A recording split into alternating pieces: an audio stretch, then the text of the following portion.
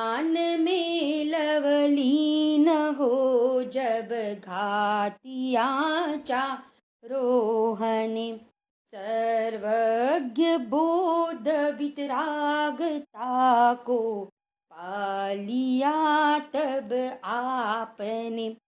उपदेश दे हित कर अनेको, भव्य निज सम कर लिए। रवि ज्ञान किरण प्रकाश डालो, वीर मेरे भीहिए, वीर मेरे भीहिए। आज का अपना जो टॉपिक है वो है अनेकांत और श्यादवाद। मिला ना क्वेश्चन नंबर 90 और 91। ये दो प्रश्न जो है, ये दो प्रश्न किससे रिलेटेड है? अनेकांत और श्यादवाद से रिलेटेड है। बहुत ही इम्पोर्टेंट ये विषय है, क्योंकि जो जैन धर्म का जो वस्तु स्वरूप है, वस्तु स्वरूप जैन धर्म में जो वस्तु स्वरूप बताया है ना, तो वस्तु स्वरूप कैसा है? वस्तु कैसी है? अनेकांतमयी। वस्तु है अनेकांतमयी, और उसको कथन करने की जो पद्धति होती है ना, उसको कहते हैं श्यादवाद। फिर से रिपीट करती हूँ, वस्तु जो है वो है अनेकांतमयी, वस्तु है अनेकांतमयी, और उसको कथन करने की जो पद्धति होती है उसको कहते हैं श्यादवाद। उसको क्या कहते हैं? श्यादवाद। क्लियर? अनेकांत श्यादवाद समझ में आया? वस्तु को अनेकांत कहते हैं, और उसी वस्तु को निरूपण करने वाली जो कथन पद्धति होती है उसे कहते हैं श्यादवाद। वस्तु में अनंत धर्म है। अपन अनेकांत की पहले परिभाषा समझते हैं। देखो, अनेकांत की परिभाषा क्या कहा? पहले आप है ना अनेकांत की पहले संधि छोड़ो, अनेक प्लस अंत, ये परिभाषा हम बाद में पढ़ेंगे। पहले तो आप संधि छोड़ दो, अनेक प्लस अंत, अनेक प्लस अंत, ठीक है ना, इज इक्वल टू अनेकांत। अब अनेक है ना, अनेक, तो अनेक के दो अर्थ। एक तो क्या?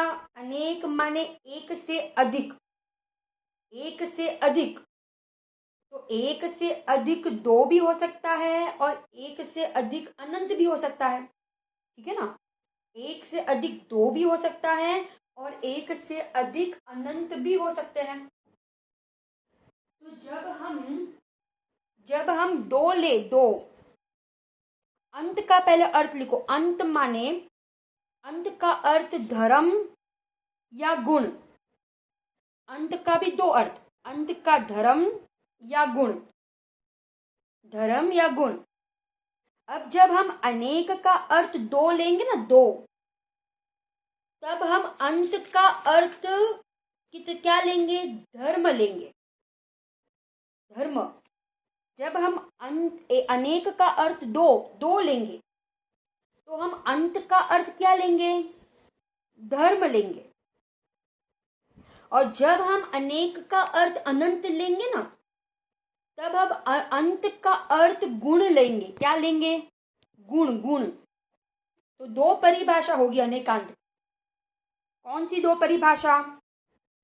एक परिभाषा आप लिखो कि यहाँ पे जो दी है अनेकांत की परिभाषा, पहली, प्रत्येक वस्तु में वस्तुपने को निपजाने वाली अस्तित्व, नास्तित्व आदि परस्पर विरुद्ध दो शक्तियों का प्रकाशित होना उसे अनेकांत कहते हैं।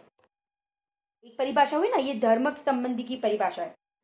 माने दो परस्पर विरुद्ध प्रतीत होने वाले दो धर्मों का एक साथ वस्तु में प्रकाशित होना, एक साथ वस्तु में रहना, प्रकाशित होना, उसको क्या कहा? अनेकांत कहा।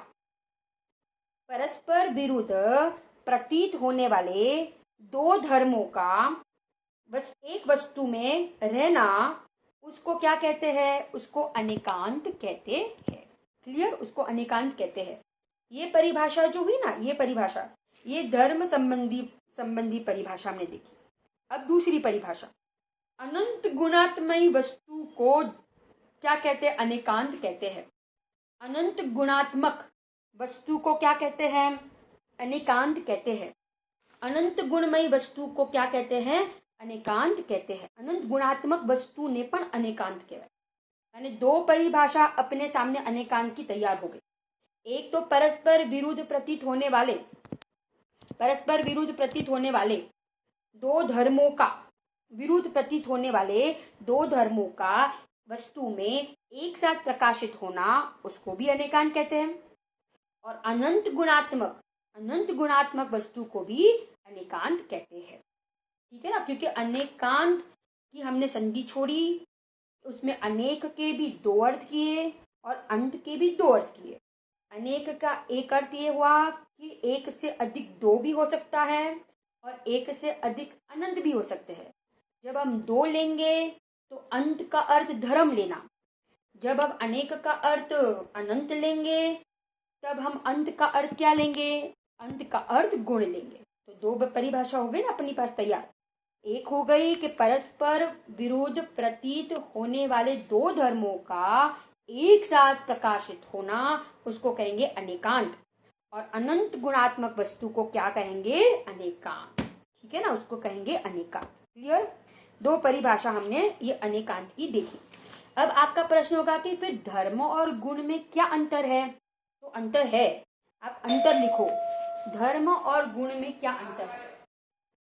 धर्म माने क्या और गुण माने क्या? धर्म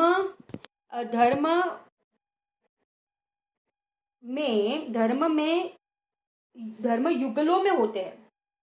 धर्म युगलों में होते हैं, गुण युगलों में नहीं होते। गुण सिंगल होते हैं। क्या कहा फिर से? धर्म युगलों में होते हैं और गुण कैसे होते हैं? गुण सिंगल होते हैं, युगलों में, जोड़ी में नहीं होते हैं। दूसरा एक पॉइंट, धर्मों की पर्याय नहीं होती है, परंतु गुणों की क्या होती है? गुणों की पर्याय होती है। धर्मों की पर्याय नहीं होती। समझ में आ रहा है? और गुणों की क्या होती है? गुणों की पर्याय होती है। दो पॉइंट लिखे आपने। क्या कहा? पहला लिखा, क्या लिखा? कि धर्म युगलों में होते हैं और गुण सब कैसे होते हैं? सिंगल होते हैं। धर्मों की पर्याय नहीं होती, गुणों की पर्याय होती है। धर्म में विरोधी होते हैं, विरोधी होते हैं। ख्याल आ रहा है? और गुण में कोई विरोधी नहीं होता है। जैसे नित्य है तो उसका सामने विरोधी धर्म कौन है? अनित्य। गुण में ज्ञान गुण है तो उसका कोई सामने अज्ञान नाम का ऐसा कोई गुण नहीं है अपने में, इसमें कोई विरोधी नहीं होता है। परंतु धर्मों में ऐसे युगलों में होते हैं और माने उसमें विरोधी होते हैं, अस्ति नास्ति, नित्य अनित्य। और गुणों में ऐसा परस्पर विरुद्धपना नहीं होता है, सिंगल होते हैं। है ना? परस्पर विरुद्ध प्रतीत थाई है, माने धर्म सापेक्ष होते हैं।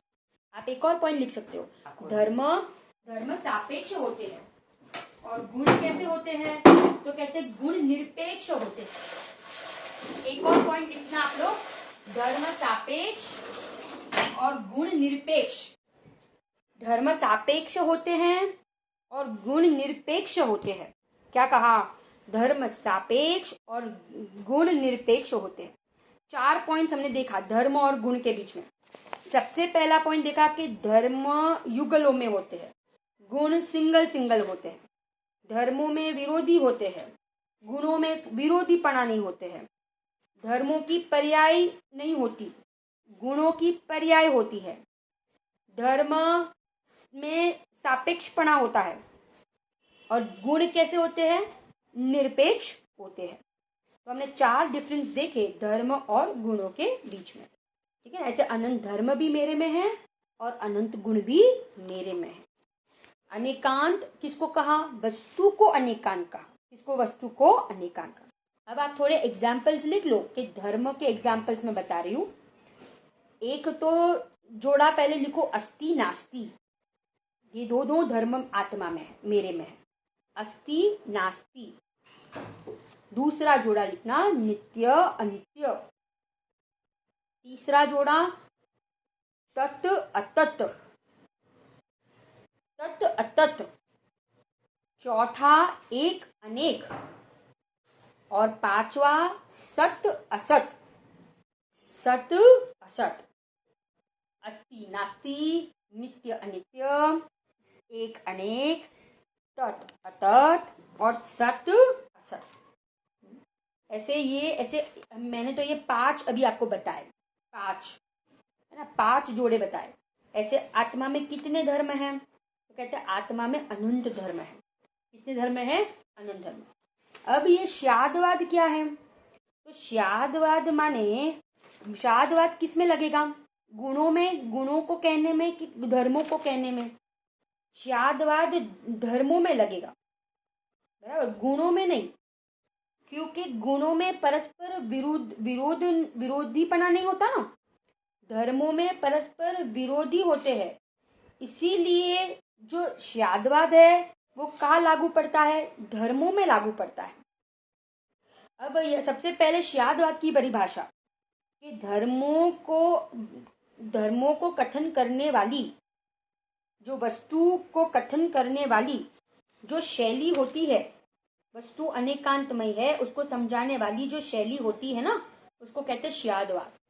अब पहले श्यादवाद की हम संधि छोड़ते हैं। श्यादवाद की संधि क्या है? उसके नीचे देखो एक लिखा है, आत्मा सदा स्वरूप से है और पर रूप से नहीं है, ऐसी दृष्टि सच्ची अनेकांत दृष्टि है। अब श्यादवाद, क्वेश्चन नंबर 91, वस्तु के अनेकांत स्वरूप को समझाने वाली कथन पद्धति को श्यादवाद कहते हैं। वस्तु के अनेकांत स्वरूप को समझाने वाली कथन पद्धति को क्या कहते हैं? तो कहते हैं श्यादवाद कहते हैं। ठीक है ना, श्यादवाद कहते हैं। श्यादवाद का अपन पहले उसका संधि विक्षेप करते हैं। श्याद लिखो कथनचित, श्याद माने कथनचित, किसी अपेक्षा से, किसी अपेक्षा से। श्याद माने कथनचित, किसी अपेक्षा से, किसी अपेक्षा से। और वाद माने कथन करना। वाद माने क्या? वाद माने कथन करना। किसी अपेक्षा से कथन करना उसको कहते हैं श्यादवाद। किसी अपेक्षा से कथन करना उसको क्या कहते हैं? श्यादवाद। ख्याल आ रहा है ना? किसी अपेक्षा से कथन करना उसको क्या कहेंगे? श्यादवाद। लिखा आपने परिभाषा?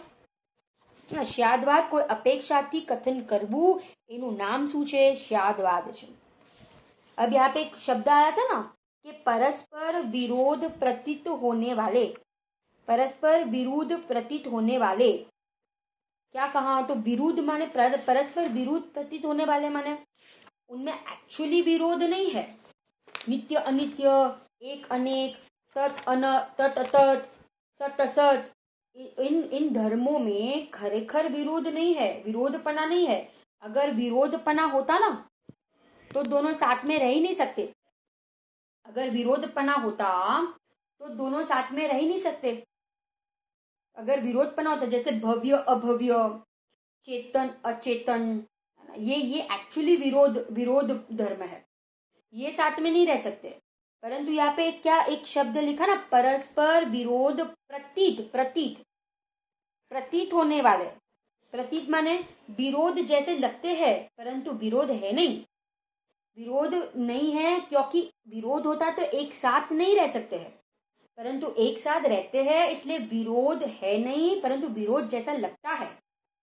स्वभाव अलग है, स्वभाव दोनों का अलग है। नित्य का स्वभाव अलग, अनित्य का स्वभाव अलग, एक का स्वभाव अलग, अनेक का स्वभाव अलग। दोनों धर्मों का स्वभाव अलग अलग है, परंतु उनको साथ में रहने में कोई विरोध नहीं है।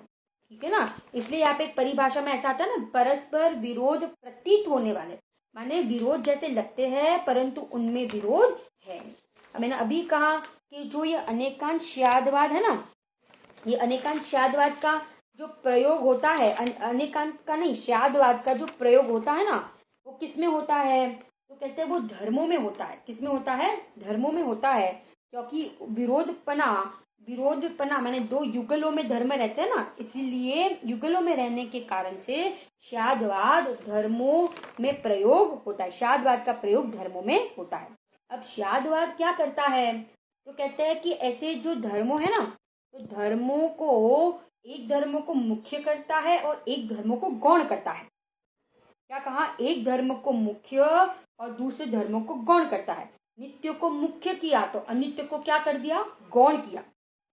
अभाव नहीं करता शादवाद, अभाव नहीं करता। अगर अभाव कर देंगे ना तो वो एकांतवादी हो जाएंगे। एकांतवादी जो होते हैं वो एक धर्म स्वरूप ही पूरी वस्तु मानते हैं। एक धर्म वाली ही पूरी वस्तु मानते हैं, सर्वथा एक धर्म वाली मानते हैं, इसलिए वे एकांतवादी है। और अपन अनेकांतवादी है, इसलिए अपने में एक धर्म मुख्य होता है और एक धर्म गौण होता है। और एक पॉइंट, जो श्यादवाद है ना, वो श्यादवाद वाणी का धर्म है। मुख्य और गौण वाणी में लागू पड़ता है। मुख्य गौण कहाँ किया जाता है? वाणी में मुख्य गौण होता है। धर्मों में मुख्य गौण नहीं होता है। कहाँ होता है? वाणी में मुख्य गौण होता है। धर्म तो, जो धर्म होता है ना, धर्म वो तो अपनी पूरी हैसियत से सब रहते हैं आत्मा में, परंतु मुख्य और गौण जो होता है वो वाणी में होता है। ऐसा थोड़ी होता है कि आत्मा में ज्ञान मुख्य है और दर्शन गौण है। तो आत्मा में मुख्य और गौण नहीं है, धर्मों में मुख्य गौण नहीं है, परंतु मुख्य गौण कहाँ होता है? वाणी में। जब मैं नित्य धर्म को मुख्य करती हूँ, उसी समय मैंने क्या किया? अनित्य धर्म को क्या किया? गौण किया ना। इसलिए मुख्य गौण जो है वो वाणी का धर्म है। धर्मों तो आत्मा में सारे धर्म पूरी हैसियत से रहते हैं, विद्यमान है, परंतु जब मैं एक को मुख्य करके बोल रही हूँ, उसी समय अनेक अनेक धर्म जो है ना, वो क्या हो गया? गौण हो गया है। अनेक धर्म जो है वो गौण है। उसका अभाव करेंगे तो क्या हो जाएगा? एकांत का दोष आएगा। और अपना जैन धर्म क्या है? अनेकांतवादी है, क्योंकि वस्तु अनेकांतमयी है ना। वस्तु में एक नहीं, एक धर्म मात्र नहीं है, अनेक धर्म भी है। वस्तु में खाली नित्य नहीं है परंतु अनित्य भी है। वस्तु में खाली तत् नहीं है परंतु अतत् धर्म भी है। अन्य मती तो क्या करते हैं कि वस्तु को सर्वथा एक धर्म वाली मानते हैं। क्लियर? इतना आपको क्लियर हुआ? तो मैं अभी तक क्या क्या किया हमने? अनेकांत की परिभाषा की है ना, फिर हमने शादवाद की परिभाषा की। अनेकांत की हमने दो परिभाषा देखी। एक साथ परस्पर विरुद्ध प्रतीत होने वाले धर्मों को क्या कहते हैं? धर्म में वस्तु को अनेकांत कहते हैं, और अनंत गुणात्मक वस्तु को भी क्या कहते हैं? अनेकांत कहते हैं। शादवाद किसे कहा? किसी अपेक्षा से कथन करना, वस्तु का निरूपण करना, उसको शादवाद कहते हैं। हमने जोड़े भी देखे थोड़े, तत् अतत्, एक अनेक, नित्य अनित्य, अस्ति नास्ति, सत असत। जो वस्तु एक है ना, वो ही वस्तु अनेक है, परंतु जिस अपेक्षा से वो एक है उस अपेक्षा से अनेक नहीं है। जैसे वस्तु द्रव्य स्वभाव की अपेक्षा से एक है, परंतु पर्याय स्वभाव की अपेक्षा से वस्तु कैसी है? वस्तु अनेक है। जब जो वस्तु नित्य है वो ही वस्तु अनित्य है, परंतु जिस अपेक्षा से वो नित्य है उस अपेक्षा से वो अनित्य नहीं है। द्रव्य स्वभाव से वो नित्य है और पर्याय स्वभाव से वो कैसी है? अनित्य है। पर्याय स्वभाव से कैसी है? अनित्य है। ख्याल आ रहा है ना आप लोग को? फिर हमने क्या देखा? हमने देखा, पहले देखा ना, धर्म और गुणों के बीच में अंतर देखा कि भाई धर्म किसे कहते हैं, गुण किसे कहते हैं। हमने देखा कि प्रतीत शब्द जो आया, तो प्रतीत शब्द क्या बताता है कि खरेखर उन दोनों धर्मों में विरोध है नहीं, अगर विरोध होता तो साथ में रह नहीं सकते। चेतन अचेतन पने में तो विरोध है, इसलिए एक जीव में चेतन अचेतन पना दोनों नहीं रह पाएंगे। परंतु एक अनेक विरोध जैसे लगते हैं, विरोध जैसे लगते परंतु है नहीं। फिर हमने देखा ना कि मुख्य और गौण किसका धर्म है? वाणी का धर्म है। वस्तु के अनंत धर्मों में मुख्य गौण नहीं होता, क्योंकि अनंत धर्म तो अपने पूरी हैसियत से वस्तु में रहते हैं। मुख्य और गौण वाणी का धर्म है। जैसे हम नित्य को मुख्य करते हैं तो अनित्य उस समय क्या हो जाता है? गौण होता है। अगर हम अभाव कर देंगे तो किसका दोष आएगा? एकांतवादी का दोष आएगा। एकांत का दोष आ जाएगा ना, अगर हम उसको अभाव मानेंगे तो। एक को माना, सर्वथा एक धर्म वाली वस्तु को मानेंगे तो एकांत का दोष लगेगा। इतना हुआ? आई थिंक इतना अपने को एकदम क्लियर हुआ होगा, बराबर ना। अब आगे बढ़ते हैं। एक आप लिखना कि अनेकांत और श्यादवाद में क्या संबंध है। तो कहते हैं अनेकांत और श्यादवाद में द्योत्य द्योतक संबंध है। द्योत्य द्योतक, द्योत्य क्या होता है और द्योतक क्या होता है? द्योत्य माने प्रकाशित होने योग्य। अब द्योत्य कौन और द्योतक कौन है? तो कहते हैं द्योत्य है अनेकांत और द्योतक है श्यादवाद। प्रकाशित करने वाली शैली को कहते हैं श्यादवाद, और जो प्रकाशित होने योग्य वो कौन है? वस्तु, अनेकांत। तो अनेकांत है द्योत्य और श्यादवाद है द्योतक। द्योत्य का अर्थ क्या? द्योत्य माने प्रकाश होने योग्य, और द्योतक माने प्रकाशित करने वाला। श्यादवाद वस्तु के अनेकांत स्वरूप को प्रकाशित करती है, इसलिए श्यादवाद है द्योतक और अनेकांत है द्योत्य। अनेकांत क्या है? द्योत्य है ना। इतना क्लियर, बराबर। अब हम आगे जाते हैं। इस प्रकरण में एक आप लिखना कि भी और ही का प्रयोग होता है। किसका प्रयोग? भी और ही का प्रयोग। अपनी पूरी जिनवाणी जो है ना, पूरी जिनवाणी वो किस शैली में लिखी गई है? किस शैली में लिखी गई है? नयों की शैली में लिखी गई है ना। नयों की शैली श्यादवादमयी है। अपनी जो जिनवाणी है वो कैसी है? श्यादवादमयी है। किसी अपेक्षा से निरूपण करती है। गुरुदेव तो श्यादवाद किसमें लगाते थे? माने अनेकांत जो है ना, अनेकांत, तो अनेकांत को गुणों में भी लगाते थे, पर्याय में भी लगाते थे। कैसे लगाते थे कि भाई अस्ति नास्ति लगाओ। अस्ति नास्ति कैसे लगाएंगे? तो गुण में लगाओ कि भाई ज्ञान अपने से है और ज्ञान पर से नहीं है ना। ज्ञान अपने से है और पर से नहीं है ना। तो अस्ति नास्ति लग गया कि नहीं? ऐसे अनेकांत घटित करते थे गुरुदेव। ज्ञान अपने से है और पर से नहीं है, ज्ञान स्व से है और पर से नहीं है। पर्याय में लगाओ अनेकांत। पर्याय में कैसे लगाओ? राग की पर्याय में अनेकांत लगाओ। राग की पर्याय में तो राग दुख रूप है और सुख रूप नहीं है। क्या कहा? राग दुख रूप है परंतु क्या नहीं है? सुख रूप नहीं है ना। राग दुख रूप है, सुख रूप नहीं है, इसका नाम अनेकांत। अस्ति नास्ति लगे ना। राग दुख रूप है, ये अस्ति, और राग सुख रूप नहीं है, ये नास्ति। वीतराग पर्याय में अनेकांत लगाओ तो वीतराग पर्याय सुख रूप है परंतु वीतराग पर्याय दुख रूप नहीं है। ये अनेकांत लग गया ना पर्याय में। अस्ति नास्ति लगाओगे तो सब में अनेकांत घटित हो जाएगा। अब भी और ही का प्रयोग होता है।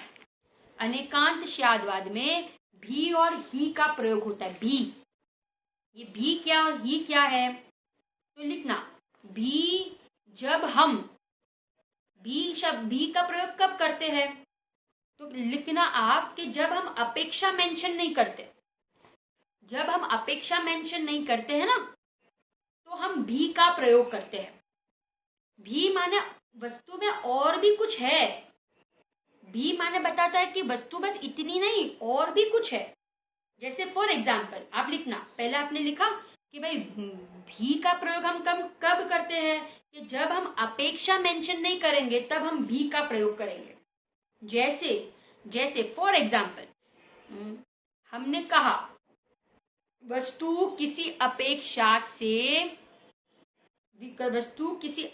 से नित्य भी है। नित्य भी है माने अपने ख्याल में क्या आया, अपने दिमाग में क्या आया कि वस्तु किसी अपेक्षा से नित्य भी है। माने नित्य भी है तो माने और भी कुछ है ना वस्तु में, माने वस्तु किसी और अपेक्षा से अनित्य भी होगी। जब हम भी का प्रयोग करते हैं तो हमें समझ में आता है कि वस्तु में खाली नित्यपना नहीं है, वस्तु में और भी कुछ है, अनित्यपना भी है। तो भी का प्रयोग कब करेंगे, जब हम अपेक्षा मेंशन नहीं करेंगे तब हम भी का प्रयोग करेंगे। और जब हम अपेक्षा मेंशन करेंगे तब हम ही का प्रयोग करेंगे। किसका प्रयोग, ही। वस्तु द्रव्य अपेक्षा से नित्य ही है। अभी मैंने अपेक्षा मेंशन की ना, क्या अपेक्षा मेंशन की, द्रव्य अपेक्षा। ये अपेक्षा मेंशन कर दी, द्रव्य अपेक्षा, तो मैंने क्या लगाया, ही। तो ही जो है वो दृढ़ता का सूचक है। ही जो है ना ये दृढ़ता का सूचक है। भाई वस्तु द्रव्य अपेक्षा से नित्य ही है, ऐसा नहीं हो सकता द्रव्य अपेक्षा नित्य भी है और अनित्य भी है। द्रव्य अपेक्षा से देखेंगे तो वस्तु नित्य ही है, पर जब हमने अपेक्षा नहीं मेंशन की तब हम क्या लगाएंगे, भी। तो वस्तु किसी अपेक्षा से नित्य भी है, मैंने किसी कोई और अपेक्षा भी है वस्तु में, और धर्म भी है, तो भी ये सूचित करता है कि वस्तु इतनी ही नहीं है, वस्तु में और कुछ भी है, बस वस्तु इतनी मात्र नहीं है। क्लियर। ही और भी का प्रयोग हम कब करते हैं, ही भी कहता है कि वस्तु मात्र इतनी ही नहीं है। भी कहता है कि वस्तु मात्र इतनी ही नहीं है, और ही कहता है कि वस्तु को इस अपेक्षा से देखो, इस एंगल से देखो तो वस्तु ऐसी ही है। वस्तु कैसी है, तो कहते हैं वस्तु नित्य ही है। द्रव्य अपेक्षा से देखो तो वस्तु कैसे, नित्य ही है। ठीक है ना। ही और भी का प्रयोग अनेकांशवाद में होता है। अब दूसरा, अनेकांशवाद में और दो चीज आती है। जैन दर्शन में एकांत अनेकांत है ना, इसको भी समझाया है। क्या है ये एकांत अनेकांत, तो आप लिखना एकांत के दो भेद आते हैं। एकांत के दो भेद, सम्यक एकांत और मिथ्या एकांत। सम्यक एकांत और मिथ्या एकांत। और अनेकांत के भी दो भेद, अनेकांत के दो भेद, सम्यक अनेकांत और मिथ्या अनेकांत। क्या कहा, सम्यक अनेकांत और मिथ्या अनेकांत। एकांत के दो भेद और अनेकांत के दो भेद, सम्यक एकांत और मिथ्या एकांत। और अनेकांत के दो भेद, सम्यक अनेकांत और मिथ्या अनेकांत। ठीक है ना। आप लिखना सम्यक एकांत के नीचे लिखना, सम्यक एकांत जो है वो नय है, नय। मिथ्या एकांत है वो नया भास है, नया भास। सम्यक अनेकांत है, सम्यक अनेकांत है ना, तो वो है प्रमाण। और मिथ्या अनेकांत है वो है प्रमाणाभास। मिथ्या अनेकांत है वो क्या है, तो कहते प्रमाणाभास। समझ में आ रहा है। सम्यक एकांत नई, मिथ्या एकांत नया भास, सम्यक अनेकांत प्रमाण और मिथ्या अनेकांत प्रमाणाभास। फिर आप इसमें लिख सकते हो कि सम्यक एकांत जो है वो सापेक्ष नई है। सापेक्ष नई सम्यक एकांत होते हैं, निरपेक्ष नई मिथ्या एकांत होते हैं।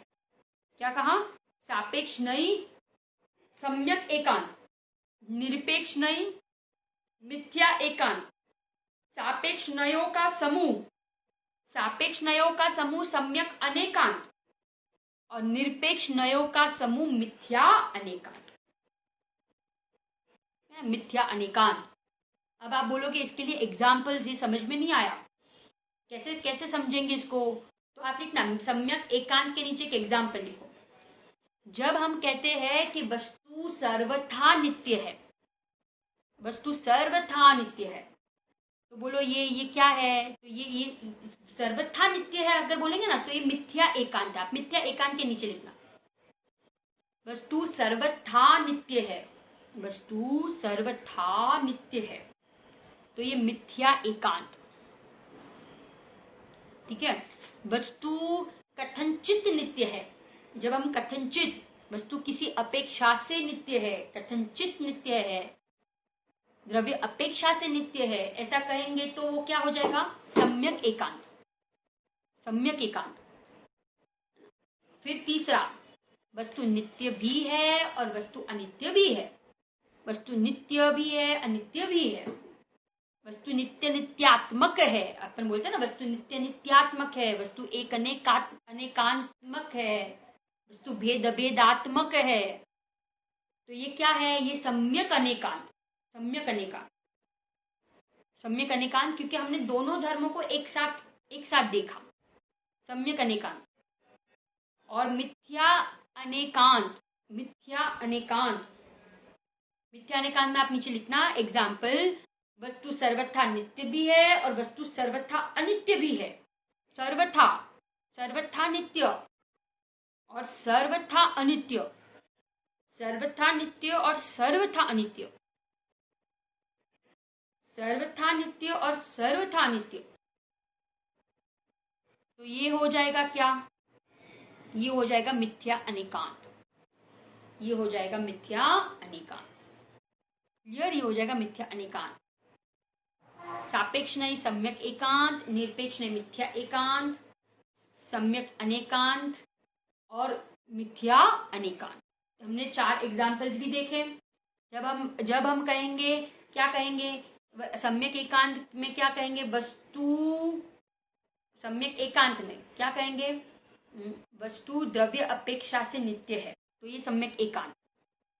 वस्तु सर्वथा नित्य है तो मिथ्या एकांत। वस्तु नित्य नित्यात्मक है तो ये सम्यक अनेकांत। और वस्तु सर्वथा नित्य है और सर्वथा अनित्य है, सर्वथा नित्य और सर्वथा अनित्य, तो ये मिथ्या अनेकांत। ये क्या हो जाएगा? मिथ्या अनेकांत। क्लियर? ये हो गया मिथ्या अनेकांत। माने अपने भी और ही और ये 4 हमने देखे। अब हम आगे जाते हैं। जैसे एक पिता है, एक व्यक्ति है, तो एक ही व्यक्ति को देखने के अलग एंगल है ना। क्यों हम एक ही व्यक्ति को अलग अलग एंगल से देखते हैं? क्योंकि उसमें अनंत धर्म है, उसमें अनंत धर्म है ना। उसमें पितापना भी है, उसमें पुत्रपना भी है, उसमें पतिपना भी है, उसमें सारे गुण है कि नहीं। मैंने एक ही व्यक्ति में अनेक धर्म है। अब हम शादवाद लगाएं, शादवाद कैसे लगाएंगे? तो वह पुत्र की अपेक्षा से वो व्यक्ति कैसे, कौन है? तो कहते पिता है। हमने अपेक्षा लगा दी ना, पुत्र की अपेक्षा से वो व्यक्ति पिता है। ये शादवाद, इसको कहेंगे शादवाद। कोई अपेक्षा से वो व्यक्ति का कथन किया, मानो उसमें जो उसमें पतिपना है, जो उसमें पुत्रपना है, उसका अभाव नहीं हुआ, क्योंकि हमने अपेक्षा लगा दी। क्या है? पुत्र की अपेक्षा से वो पिता है, पर पत्नी की अपेक्षा वही व्यक्ति, पत्नी की अपेक्षा वही व्यक्ति कौन है? तो कहते पति है ना। और उसके पिता की अपेक्षा से वही व्यक्ति कौन है? तो कहते पुत्र है। तो हमने अपेक्षा लगा दी, अपेक्षा लगाई ना, तो उसमें एकांत का दोष नहीं आया। अगर हम अपेक्षा नहीं लगाए, हम अगर ऐसे कहे कि भाई ये व्यक्ति पिता ही है, सर्वथा पिता है, तो हमने उसके दूसरे अनंत धर्म जो उसमें है ना, उसका हमने अभाव कर दिया, अपनी मान्यता में उसका अभाव कर दिया, माने हमें एकांत का दोष लग गया। परंतु उसमें अनंत धर्म है, तो शादवाद कोई अपेक्षा से निरूपण करता है, तो बाकी के धर्मों को शादवाद क्या कर देता है? गौण कर देता है। इसलिए मुख्य गौण करने की पद्धति, अपन कहते हैं ना, नई किसे कहते हैं? मुख्य गौण करने की पद्धति को क्या कहते हैं? नहीं कहते। मुख्य और गौण करने की पद्धति को नहीं कहते हैं। समझ में आ रहा है आप लोग को? हाथी का दृष्टांत भी देते हैं इसमें, अनेकांश शादवाद में, है ना। तो शादवाद समझ में आया? शादवाद माने निरूपण करने की पद्धति, करने की पद्धति। और अनेकांत किसको कहा, तो कहते हैं कि जो वस्तु है, वस्तु अनंत धर्मात्मक वस्तु है, उसको क्या कहते हैं, उसको कहते हैं अनेकांत कहते हैं। वस्तु कैसी है, तो कहते हैं वस्तु अनेकांतमयी है। और उसको कथन करने की शैली को क्या कहते हैं, श्यादवाद कहते हैं। कथन करने की शैली को श्यादवाद। अब एक और बात यहाँ पे आया ना कि द्रव्य दृष्टि से वस्तु नित्य है। एक तो अपन ये बोलते हैं द्रव्य दृष्टि से वस्तु नित्य है, और हमने ये भी सुना है कि भाई द्रव्य दृष्टि सो सम्यक दृष्टि, द्रव्य दृष्टि सो सम्यक दृष्टि, ऐसा भी वाक्य सुना है। और द्रव्य दृष्टि से वस्तु नित्य है, तो दृष्टि 2 बार आया ना, दृष्टि शब्द 2 बार आया, तो उसमें कोई अंतर है दृष्टि शब्द में, उसका अर्थ में कोई फर्क है, तो है, फर्क है। जब हम कहते हैं कि द्रव्य दृष्टि सो सम्यक दृष्टि, वहां दृष्टि जो आया ना, दृष्टि शब्द, तो दृष्टि वहां पे माने श्रद्धा की पर्याय। वहां दृष्टि जो शब्द आया वो किसकी पर्याय, तो कहते हैं वो श्रद्धा की पर्याय, बराबर। और यहाँ जो दृष्टि का ना, द्रव्य दृष्टि से वस्तु नित्य,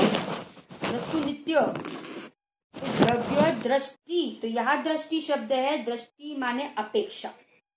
यहाँ जो दृष्टि शब्द आया तो दृष्टि माने क्या, दृष्टि माने अपेक्षा। क्लियर। द्रव्य अपेक्षा से वस्तु कैसी है, वस्तु नित्य है, वस्तु नित्य है। शायद कभी आपको पढ़ने में आ जाए ना, तो आपको ख्याल होना चाहिए कि भाई द्रव्य दृष्टि जो शब्द आया, द्रव्य दृष्टि से सम्यक दृष्टि, तो वहां जो दृष्टि शब्द आया वो दृष्टि किस अर्थ में है, श्रद्धा की पर्याय के अर्थ में। और यहाँ जो द्रव्य दृष्टि से वस्तु नित्य है, ये किस अर्थ में आया दृष्टि शब्द, तो दृष्टि माने यहाँ पे अपेक्षा है ना, कोई अपेक्षा से उसको कहेंगे दृष्टि। हमने यहाँ पे सारे टॉपिक्स देख लिए अनेकांत श्यादवाद में। सबसे पहले हमने अनेकांत की 2 परिभाषा देखी। परस्पर विरुद्ध प्रतीत होने वाले 2 धर्मों को एक साथ प्रकाशित होना, 2 धर्मों का वस्तु में एक साथ प्रकाशित होना, उसको क्या कहते हैं, अनेकांत कहते हैं, बराबर। और दूसरी परिभाषा हमने देखी, अनेकांतमय वस्तु को, अनंत गुणात्मक वस्तु को क्या कहते हैं, अनेकांत कहते हैं। अनंत गुणात्मक वस्तु को अनेकांत कहते हैं। हमने संधि छोड़ी ना, अनेक माने एक से अधिक, तो एक से अधिक 2 भी हो सकता है, एक से अधिक अनंत भी हो सकता है। जब हम 2 लेंगे तो अंत का अर्थ क्या लेंगे, धर्म। और जब हम अनंत लेंगे तो अंत का अर्थ हमने क्या लिया, गुण। तो 2 परिभाषा हो गई ना, अनंत गुणात्मक वस्तु को भी अनेकांत कहते हैं, और परस्पर विरुद्ध प्रतीत होने वाले 2 धर्मों का एक साथ वस्तु में प्रकाशित होना, उसे भी क्या कहते हैं, अनेकांत कहते हैं। फिर हमने श्यादवाद का अर्थ देखा। श्याद माने किसी अपेक्षा से कथनचित, और वाद माने कथन करना। किसी अपेक्षा से कथन करना उसका नाम है श्यादवाद। किसी अपेक्षा से कथन करना उसका नाम क्या है, श्यादवाद। श्यादवाद क्या करता है, एक धर्म को मुख्य और बाकी को गौण, अभाव नहीं करता। अभाव करेगा तो क्या हो जाएगा, एकांत का दोष लगेगा। अभाव करेगा तो एकांत का दोष लगेगा, ठीक है ना। फिर हमने देखा कि वस्तु में सारे धर्म तो अपनी पूरी हैसियत से रहते हैं, परंतु मुख्य गौण किसमें होता है, वाणी में होता है। मुख्य गौण किसका धर्म है, वाणी का धर्म है। हमने धर्म और गुणों में अंतर देखा। धर्मों की पर्याय नहीं होती है, गुणों की पर्याय होती है। धर्म युगलों में रहते हैं, गुण सिंगल रहते हैं। धर्म में विरोधपना होता है और गुणों में कोई विरोधी नहीं होते हैं। और एक देखा था ना हमने, क्या देखा था, धर्म और गुण में अंतर। धर्म की पर्याय नहीं और गुणों की क्या होती है, पर्याय होती है। ये हमने देखा धर्म और गुणों के बीच में अंतर। फिर हमने एक देखा था भी और ही। फिर हमने देखा था कैसे उसको प्रयोग करें। फिर हमने धर्मों के थोड़े जोड़े भी देखे, एक अनेक, नित्य अनित्य, तत् अतत्, अस्ति नास्ति ना, अस्ति नास्ति, सत असत, भेद अभेद, ये सब धर्म है। हमने फिर देखा था कि भाई अस्ति नास्ति के प्रयोग से हम गुणों में भी अनेकांत लगा सकते हैं। जैसे ज्ञान अपने से है और पर से नहीं है, तो ये अनेकांत लग गया ना अस्ति नास्ति का प्रयोग करके। पर्याय, वीतराग पर्याय सुखरूप है परंतु दुखरूप नहीं है, तो ये अनेकांत लग गया। तो ऐसे द्रव्य में, गुणों में, पर्यायों में भी हम अनेकांत लगा सकते हैं। फिर हमने देखा था ही और भी का प्रयोग। तो कहते हैं ही कब करते हैं प्रयोग, भी कब करते हैं कि भाई अपेक्षा मेंशन ना करे, अपेक्षा मेंशन ना करे तो तब हम किसका प्रयोग करेंगे, अपेक्षा मेंशन नहीं करेंगे तो भी का, और जब अपेक्षा मेंशन करे तो ही का। कोई किसी अपेक्षा से वस्तु नित्य है, वस्तु नित्य भी है, और द्रव्य अपेक्षा से वस्तु नित्य ही है। जो भी शब्द है वो बताता है कि वस्तु इतनी ही नहीं है और कुछ भी है, उसमें और कुछ भी है। और ही कहता है कि भाई ये अपेक्षा से वस्तु ऐसी ही है, ऐसी ही है। हमने देखा अनेकांत और श्यादवाद के बीच में द्योत्य द्योतक संबंध है। द्योत्य द्योतक, अनेकांत है द्योत्य और श्यादवाद है द्योतक, श्यादवाद है द्योतक। आपका एक प्रश्न होगा कि अपन तो हमेशा ऐसा बोलते नहीं अभी कि भाई द्रव्य अपेक्षा से वस्तु नित्य, पर्यापेक्षा से वस्तु अनित्य, अपन तो अपेक्षा नहीं बोलते हैं। तो अभी अपने को तो ख्याल आ गया ना, अपने को तो समझ में है, अपने तो ज्ञान में पूरा डिपॉजिट है ना बराबर कि भाई द्रव्य अपन जब कहते हैं कि आत्मा नित्य है तो हमें बराबर ख्याल है ना ज्ञान में कि भाई अपन जब नित्य बोल रहे हैं तो ये वस्तु द्रव्य अपेक्षा से नित्य है। इसलिए कदाचित अपन न भी बोले द्रव्य अपेक्षा से तो भी अपने ज्ञान में तो बराबर है कि अपन ये जो नित्यपना कह रहे हैं, मान रहे हैं, वो द्रव्य अपेक्षा से। इसलिए अपन न भी बोले तो अपने को एकांत का दोष नहीं लगेगा। जो अन्य मति है वो तो बोलते नहीं है क्योंकि वे मानते भी वैसा ही है, सर्वथा नित्य मानते हैं, इसलिए वहां एकांत का दोष लगता है। अपन नहीं बोले तो भी अपने को वो दोष नहीं लगेगा। क्यों? क्योंकि अपने माइंड में वस्तु का स्वरूप हमें पूरा बराबर ख्याल है कि भाई द्रव्य अपेक्षा से नित्य और पर्यापेक्षा से अनित्य है ना। हमने अनेकांत के भी दो और एकांत के दो भेद देखे, सम्यक एकांत और मिथ्या एकांत। सम्यक अनेकांत और मिथ्या अनेकांत। सम्यक एकांत है नई, सम्यक अनेकांत है नया भास, सम्यक अनेकांत है सम्यक एकांत है नई, मिथ्या एकांत है नया भास, सम्यक अनेकांत है नयो प्रमाण और मिथ्या अनेकांत है प्रमाणाभास। सम्यक एकांत जो होते हैं वो सापेक्ष नहीं है, सम्यक एकांत निरपेक्ष नहीं है, मिथ्या एकांत। नयों के समूह, सापेक्ष नयों के समूह सम्यक अनेकांत और निरपेक्ष नयों का समूह मिथ्या अनेकांत।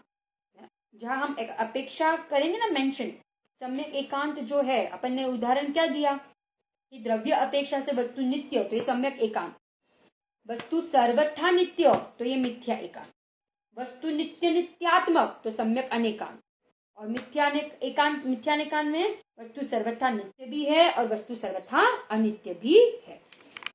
ये हमने पूरा, और हमने अंत में देखा था, क्या देखा, ये अनेकांत और श्यादवाद अपना जो जैन धर्म में वस्तु स्वरूप बताया है वो अनेकांत है, और उसको कथन करने की पद्धति को क्या कहते हैं, श्यादवाद कहते हैं, है ना। अपनी पूरी जिनवाणी ऐसे श्यादवाद की शैली में लिखी गई है। जब तक इस श्यादवाद को हम नहीं समझेंगे, अपेक्षाओं को नहीं समझेंगे, तब तक हम जिनवाणी को नहीं समझ पाएंगे, और हम जब तक जिनवाणी को नहीं समझ पाएंगे तो हमें तत्व का स्वरूप, वस्तु स्वरूप नहीं समझ में आएगा, वस्तु स्वरूप का निर्णय नहीं होगा, और निर्णय नहीं होगा तो हमें अनुभूति नहीं हो सकती है। ऐसे हम ये श्यादवाद का स्वरूप समझकर, अनेकांत का स्वरूप समझकर हमें वस्तु स्वरूप समझ में आए, निर्णय हो, और हमें आत्मा का अनुभव होकर या मिथ्यात्व का नाश हो और सम्यक दर्शन की प्राप्ति हो, इसी मंगल भावना के साथ हम आज ये श्यादवाद के दो प्रश्न थे, 90 और 91 नंबर के प्रश्न, दो प्रश्न को हमने देखा, पूरा किया। कल इसके बाद के जो क्वेश्चन है, सम्यक तो गुण किसे कहते हैं, जैन किसे कहते हैं, चारित्र किसे कहते हैं, है ना, कषाय किसे कहते हैं, इतने प्रश्न, ये प्रश्न, और हम चारित्र के भेद भी कल ले लेंगे, स्वरूपाचरण, देश चारित्र, सकल चारित्र और यथाख्यात चारित्र, माने हम लेंगे प्रश्न नंबर 100 तक।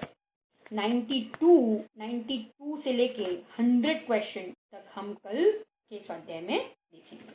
इसी मंगल भावना के साथ हम स्वाध्याय पूरा करते हैं। निज निधि निज में बताई, यह अनंत उपकार है। इसके लिए जिन वाणी माँ को वंदना शत बार है, वंदना शत बार है। बोलो बोलो अम्बाला विदेनाथ सिमंदर भगवान नो जय हो। बोलो बोलो 3,9 करोड़ सर्व भावलिंगी महामुनि राज नो जय हो। बोलो श्यादवाद में एकांत में नित्य बोधनी जिनवाणी मात नो जय हो। बोलो बोलो अम्बाला कहान गुरुदेव नो जय हो। प्रसन्न मूर्ति भगवती मात नो जय हो। जिन शासन नो जय हो।